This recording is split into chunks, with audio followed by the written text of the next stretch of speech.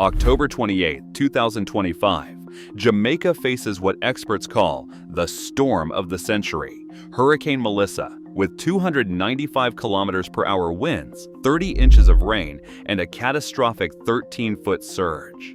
No storm this strong has struck in nearly 2 centuries. Why wasn't the island truly ready?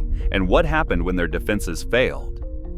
At 1 p.m. on October 28, 2025, Hurricane Melissa made landfall with winds peaking at 295 km/h, forces strong enough to rip roofs from concrete buildings and twist steel like wire. Meteorologists at the Jamaica Meteorological Service tracked the storm's pressure as it plunged to 901 millibars, a reading matched by only a handful of storms in Atlantic history. Rainfall gauges across St. Elizabeth and Westmoreland filled beyond capacity, with some areas recording over 30 inches in less than 24 hours. Rivers that usually meandered quietly through farmland turned into torrents, carving new channels through the countryside. Along the southern coast, the sea rose suddenly, pushing a wall of water up to 13 feet high over seawalls and into homes.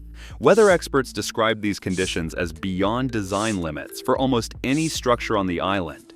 In this environment, even hurricane-resistant buildings and critical infrastructure faced overwhelming odds as the full weight of Melissa's power bore down on Jamaica. Official warnings had gone out for days, urging residents in flood-prone parishes to evacuate. Yet by the time Hurricane Melissa arrived, only 1,700 people had checked into government shelters, less than 4% of those targeted for evacuation. Buses meant to ferry families to safety never reached some neighborhoods, blocked by early flooding or stalled by gridlock. In St. Elizabeth, a shelter manager described waiting for evacuees who never came, while community WhatsApp groups buzzed with rumors that the storm would veer away at the last minute. For many, the decision to stay home came down to trust, both in their own walls and in the system meant to protect them. Some feared theft or poor conditions at shelters, others worried about leaving livestock or property behind. Power outages and a patchwork of conflicting messages left entire communities in the dark, both literally and figuratively, as the wind began to rise. In the end, the gap between warning and action left thousands exposed to the full force of the storm.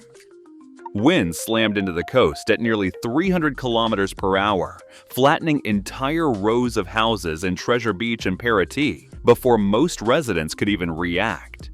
Within minutes, corrugated roofs flew through the air like tin foil. Concrete walls buckled under the pressure, and windows exploded inward, sending glass and rain across living rooms. In Southfield, the main road vanished beneath a torrent of brown water, trapping cars and buses against downed power lines and uprooted trees.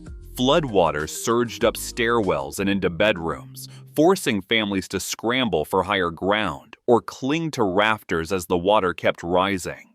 In the heart of Black River, the storm surge pushed fishing boats nearly a kilometer inland, wedging them between collapsed storefronts and tangled electrical wires. Communication fell silent as cell towers snapped and lines went dead. Every attempt to move or call for help was met with blocked roads and the deafening roar of wind and water. For those caught in the open, there was no shelter, only the relentless assault of Melissa's eye wall and the growing realization that entire neighborhoods were being erased in real time. At 3:14 a.m., the levee protecting Black River gave way.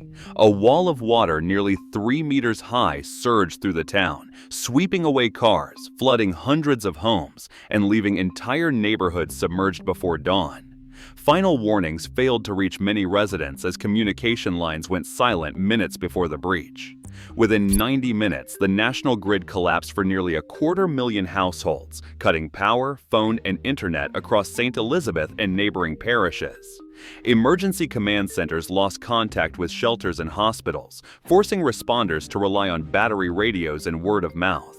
In the chaos, hospital staff on the southern coast rushed to move patients upstairs, carrying stretchers by flashlight as backup generators sputtered in rising floodwater. With roads impassable and coordination severed, rescue teams could only guess where the worst hit. For those trapped on rooftops or clinging to debris in the dark, help felt impossibly far away. The disaster had shifted. Survival now depended on luck, timing, and the courage of first responders working blind. 7 people lost their lives in the storm. Most drowned or trapped when homes collapsed under the weight of water and wind. The official count of destroyed houses runs into the hundreds, with entire streets in St. Elizabeth and Westmoreland reduced to piles of block and splintered wood.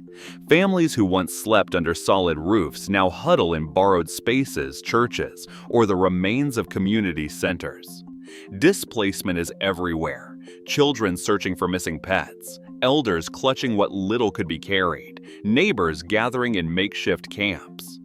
For many, the loss is not just a building, but the center of daily life, swept away in a single night. The numbers measure scale, but the faces behind them reveal the true cost. In the aftermath, search teams and military units pushed into neighborhoods cut off by floodwaters and debris. Coast Guard patrols swept the swollen rivers and battered coastlines, searching for anyone still stranded.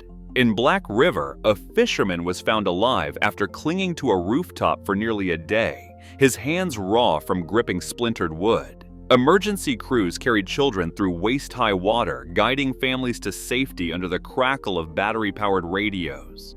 Each rescue offered a measure of hope, proof that even in the worst moments, lives could still be saved. When Hurricane Melissa struck Jamaica on October 28, 2025, it brought sustained winds of 295 kilometers per hour and record low pressure, making it the strongest hurricane ever documented on the island. The storm exposed major gaps in Jamaica's disaster preparedness. Out of 50,000 at-risk residents, only 1,700 reached official shelters, and a 2.7-meter storm surge breached flood defenses at Black River. 7 confirmed fatalities and hundreds of destroyed homes testify to the human cost. Some details, such as the full timeline of the national communication blackout and the specifics of individual rescues, remain unverified in public records. What is clear, Melissa's impact has forced Jamaica to confront the limits of its emergency systems in the face of unprecedented storms. As official reports and survivor accounts continue to emerge, the lessons of Hurricane Melissa stand as documented evidence of both vulnerability and resilience.